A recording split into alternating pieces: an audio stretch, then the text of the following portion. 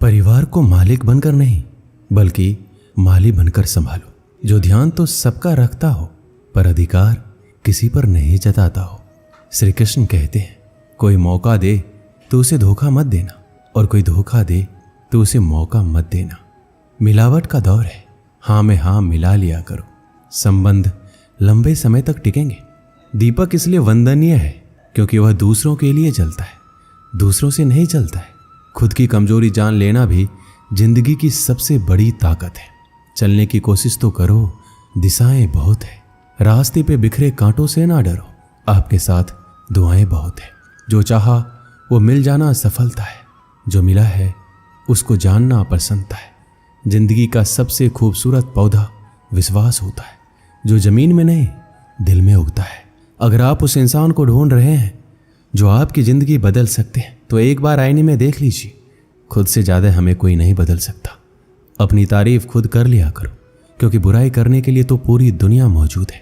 क्रोध एक ऐसा तेजाब है जो जिस चीज पर भी डाला जाता है उससे ज्यादा उस पात्र को नुकसान पहुंचाता है जिसमें वो रखा जाता है। बहुत मुश्किल नहीं है जिंदगी की सच्चाई समझना। जिस तराजू में दूसरों को तौलते हो कभी उस पर खुद बैठ कर देखना। जलो वहां जहां जरूरत हो। उजालों में चिरागों के मायने नहीं होते। किसी को हरा देना बेहद आसान है, लेकिन किसी को जीतना बेहद मुश्किल। जिम्मेदारियां इंसान को वक्त से पहले बड़ा बना देती है। समय वह है जिसे हम सबसे ज्यादा चाहते हैं, पर जिसे हम सबसे गलत तरीके से उपयोग भी करते हैं। त्याग के बिना कुछ भी पाना संभव नहीं है। एक सांस लेने के लिए पहली सांस छोड़नी पड़ती है। पतझड़ में सिर्फ पत्ते गिरते हैं। नजरों से गिरने का कोई मौसम नहीं होता। जिसे खुद की गलती नजर नहीं आती उस इंसान से दूरी बना लेना ही बेहतर होता है। जिनका दिल साफ होता है, दुनिया गलत साबित उन्हीं को करने में लग जाती है। जीवन में सबसे अच्छा सबक आप ये सीख सकते हैं कि कैसे शांत रहना है। यदि आप अपने सपने को पाने की हिम्मत रखते हो तो आपका हर सपना सच हो सकता है। समस्याएं देखकर जीवन में कभी हार मत मानो। क्या पता इसी समस्या के अंदर तुम्हारी एक बड़ी शुरुआत छुपी हो। अगर कष्ट बड़ा है तो कामयाबी भी बड़ी ही मिलेगी। भीतर क्षमा हो, क्षमा निकलेगी। भीतर क्रोध हो, क्रोध निकलेगा। भीतर प्रार्थना हो तो प्रार्थना निकलेगी। नफरत हो तो नफरत। इसलिए जब भी कुछ बाहर निकले तो दूसरों को दोषी मत ठहराना। आशा और विश्वास कभी गलत नहीं होते। बस ये हम पर निर्भर करता है कि हमने किससे आशा और किस पर विश्वास करना है। विचारों की खूबसूरती कहीं से भी मिले चुरा लो, क्योंकि चेहरे की खूबसूरती तो उम्र के साथ बदल जाती है, मगर विचारों की खूबसूरती हमेशा दिलों में अमर रहती है।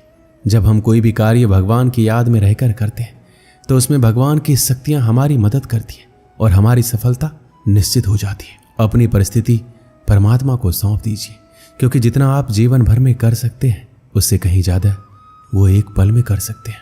जिस इंसान को भगवान पसंद करते हैं, जिसे वो अपना खास बनाना चाहते हैं, उन्हें वो हमेशा असफल रखते हैं, हमेशा उनकी जिंदगी में मुसीबत डालते हैं। अगर आप हार रहे हो तो ये बड़ा संकेत है कि भगवान के उन खास इंसानों में से आप एक हो जिन्हें वो आगे पहुंचाना चाहते हैं। दुनिया में कुछ ऐसे इंसान होते हैं जिन्हें आप कितना भी प्यार, मान, सम्मान दो, फिर भी क्या करते हो, सिर्फ धोखा ही देते हैं, क्योंकि आप लोगों की फितरत कभी नहीं बदल सकते। पत्नी पसंद से मिलती है, मगर माँ बाप तो पुण्य से मिलते हैं। उनकी परवाह मत करो जिनका विश्वास वक्त के साथ बदल जाए। परवाह सदा उनकी करो जिनका विश्वास आप पर तब भी बना रहे जब आपका वक्त बदल जाए। रिश्ता चाहे जो भी हो, मजबूर नहीं मजबूत होना चाहिए।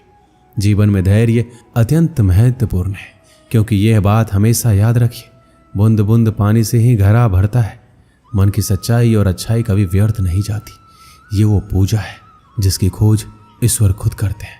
सुख हमारे अहंकार की परीक्षा लेता है, जबकि दुख हमारे धैर्य की। दोनों परीक्षाओं में उत्तीर्ण होकर ही हमारा जीवन सफल होता है।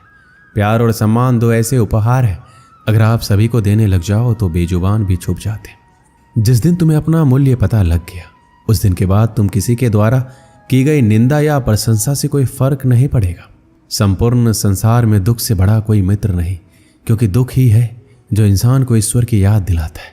अच्छे व्यक्ति को समझने के लिए अच्छा हृदय चाहिए, ना कि अच्छा दिमाग, क्योंकि दिमाग हमेशा तर्क करेगा और हृदय हमेशा प्रेम भाव देखेगा। सत्य केवल उन लोगों के लिए कड़वा होता है जो लोग झूठ बोलने के आदी हो चुके हैं। हर अनुभव कुछ ना कुछ सिखाता है, इसलिए हर अनुभव महत्वपूर्ण है। हम अपनी गलतियों से भी सीख सकते हैं। पेट में गया हुआ विष केवल एक मनुष्य को मारता है, परंतु कान में गया हुआ विष कई संबंधों को मार देता है। अपनी नजर हमेशा उस चीज पर रखो जिसे तुम पाना चाहते हो, उस पर नहीं जिसे तुम खो चुके हो। इंसान की आदत है, नहीं मिला तो सब्र नहीं करता और मिल जाए तो कदर नहीं करता। जिंदगी में सब लोग दोस्त या रिश्तेदार बनकर नहीं आते, कुछ लोग सबक बनकर भी आते हैं। पीठ हमेशा मजबूत रखनी चाहिए, क्योंकि शाबाशी और धोखा दोनों ही पीछे से मिलते हैं। कुछ लोग आपसे इसलिए भी नफरत करने लग जाते हैं क्योंकि आपकी सही बातें उन्हें कड़वी लग जाती हैं। जो साथ रहकर भी किसी के हो वो दूर रहे तो ही अच्छा है। किस्मत सिर्फ मेहनत से बदलती है, बैठकर सोचते रहने से नहीं। सिर्फ उसी के सामने झुको, वो किसी के सामने तुम्हें झुकने नहीं देगा। श्री कृष्ण कहते हैं, करने दो जो आपकी बुराई करते हैं। ऐसी छोटी छोटी बातें तो सिर्फ छोटे लोग ही करते हैं। सिर्फ धोखा देना ही धोखा नहीं होता, लेकिन किसी के साथ अपनेपन का नाटक करना यह बहुत ही बड़ा धोखा होता है। जो आपकी सही बातों का भी गलत मतलब निकालते हैं, उनको सफाई देने में अपना वक्त बर्बाद मत करो। एक दिन शिकायत आपको वक्त से नहीं बल्कि खुद से होगी कि एक खूबसूरत जिंदगी आपके सामने थी और आप दुनियादारी में उलझे रहे। एक बार माफ करके अच्छे बन जाओ, परंतु दोबारा उस इंसान पर भरोसा करके बेवकूफ मत बनो। अपने तो वो होते हैं जिन्हें आपके दर्द का एहसास हो, वरना हाल चाल तो रोड पर आते जाते लोग भी पूछ लेते। मेहनत का फल और समस्याओं का हल देरी से ही सही पर मिलता जरूर है। जब आप दूसरों का अच्छा चाहते हैं तो वही चीजें आपके जीवन में वापस आती हैं। यही प्रकृति का नियम है। टूटी हुई चीजें सबसे ज्यादा तकलीफ देती है, जैसे भरोसा, दिल, नींद और सबसे अधिक उम्मीद। बस तुम खुद से मत हारना, बाकी सब श्री कृष्ण देख लेंगे। जो इंसान अच्छे विचारों और अच्छे संस्कारों को पकड़ लेता है, उनके हाथ में मानव पकड़ने की जरूरत नहीं पड़ती। वक्त जब न्याय करता है तो गवाहों की जरूरत नहीं पड़ती। माफी मांगने वाले हमेशा गलत नहीं होते। कुछ लोग झुक जाते हैं, पता है क्यों? रिश्तों को बचाने के लिए। इच्छा पूरी नहीं होगी तो क्रोध बढ़ेगा और पूरी होने पर लोभ। इसलिए जीवन में हर परिस्थिति में धैर्य बनाए रखना ही श्रेष्ठ है। कई वर्षों पहले एक राज्य में मिदास नाम का एक लोभी राजा राज्य करता था। उसकी एक बहुत ही सुंदर पुत्री थी जिसका नाम सुनैना था।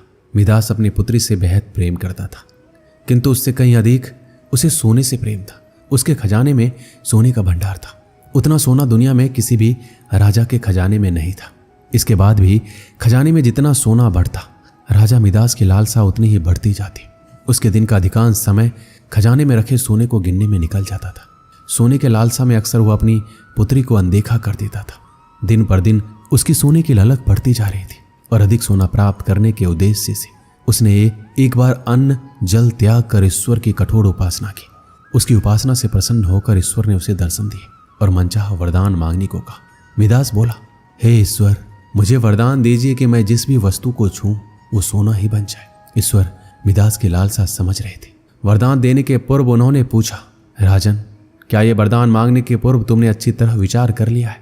हे ईश्वर, मैं इस विश्व का सबसे धनी राजा बनना चाहता हूँ। मैंने अच्छी तरह से सोच लिया है, मुझे यही वरदान चाहिए। कृपया मुझे यह वरदान प्रदान कीजिए। तथास्तु, मैं तुम्हें वरदान देता हूँ कि कल सूर्य की पहली किरण के साथ तुम जिस भी वस्तु को छुओगे वो सोने की बन जाएगी। आशीर्वाद देने के उपरांत ईश्वर अंतर्ध्यान हो गए। राजा मिदास ये वरदान पाकर खुशी से फूला नहीं समाया। दूसरे दिन सोकर उठने के उपरांत अपनी शक्ति परखने के लिए उसने अपने पलंग को छू कर देखा। वह पलंग सोने का बन गया। मिदास बहुत खुश हुआ। दिन भर वह सुध बुध खोकर अपने महल के हर चीजों को सोने में परिवर्तित करने में लगा रहा। उसे भोजन तक का होश ना रहा। शाम तक वह थक कर चूर हो गया था। उसे जोरों की भूख लग गई थी। उसने अपने सेवकों को भोजन परोसने के लिए कहा। भोजन परोसा गया, किंतु ये क्या, जैसे उसने भोजन को हाथ लगाया तो सोने में परिवर्तित हो गया। अब सोने को तो खाया नहीं जा सकता था। भूख से बेहाल राजा मिदास ने फल खाकर भूख मिटानी चाहिए, किंतु उसके छूते ही वो भी सोने में परिवर्तित हो गया। वह गुस्से से तिलमिला उठा और उठकर बाहर चला गया। बाहर टहलते हुए अपने महल के उद्यान में पहुंचा। वहां उसने देखा कि उसकी नन्ही पुत्री सुनैना खेल रही है। उसका सुंदर मुख देख राजा के मन में प्रेम उमड़ आया। कुछ क्षणों के लिए वह अपनी भूख भूल गया। जब सुनैना ने अपने पिता को देखा तो उसके पास दौड़ी चली आई और प्रेम पूर्वक उससे लिपट गई। राजा मिदास ने प्रेम जताते हुए उसके सिर पर हाथ फेरा और तुरंत ही वह सोने में परिवर्तित हो गई। अपनी नन्ही पुत्री को सोने का बना देख वह दुखी हो गया और रोने लगा। उसने पुनः ईश्वर से प्रार्थना की प्रार्थना सुनकर ईश्वर प्रकट हुए और उसने पूछा, राजन क्या हुआ, अब तुम्हें क्या वरदान चाहिए? मिदास रो रो कर कहने लगा, हे ईश्वर मुझे क्षमा करें, सोने की लालसा में मेरी बुद्धि भ्रष्ट हो गई थी। मैं ये वरदान मांग बैठा था, किंतु अपनी पुत्री को खोने के बाद अब मेरी आंखें खुल गई है। मुझे समझ आ गया है कि हर वस्तु अमूल्य है और उन सब में सबसे अमूल्य है मेरी पुत्री। भगवान कृपया ये वरदान वापस ले लीजिए, मेरी पुत्री मुझे लौटा दीजिए। मैं सोने की लालसा त्याग दूंगा और अपना कोषागार निर्धनों और जरूरतमंदों के लिए खोल दूंगा। ईश्वर ने जब उसके पछतावे के आंसू देखे तो अपना वरदान वापस ले लिया। दूसरे दिन सूर्य की पहली किरण के साथ सारी वस्तुएं अपने वास्तविक रूप में आने लगी। राजा मिदास की पुत्री भी अपने वास्तविक रूप में आ गई। उसने अपने वचन के अनुसार अपना कोषागार निर्धनों और जरूरतमंदों के लिए खोल दिया। उसका लोभ खत्म हो चुका था। वो एक संतुष्ट जीवन व्यतीत करने लगा। इस कहानी से हमें क्या सीख मिलती है? धन महत्वपूर्ण अवश्य है, किंतु सर्वस्व नहीं। प्रेम, खुशी, संतुष्टि कभी भी धन से खरीदी नहीं जा सकती। इसलिए लोभ ना करें। लोभ का परिणाम हमेशा बुरा ही होता है। दोस्तों इस वीडियो में बस इतना ही। मिलते हैं अगली वीडियो में। अपना ख्याल रखिएगा। जय श्री कृष्ण।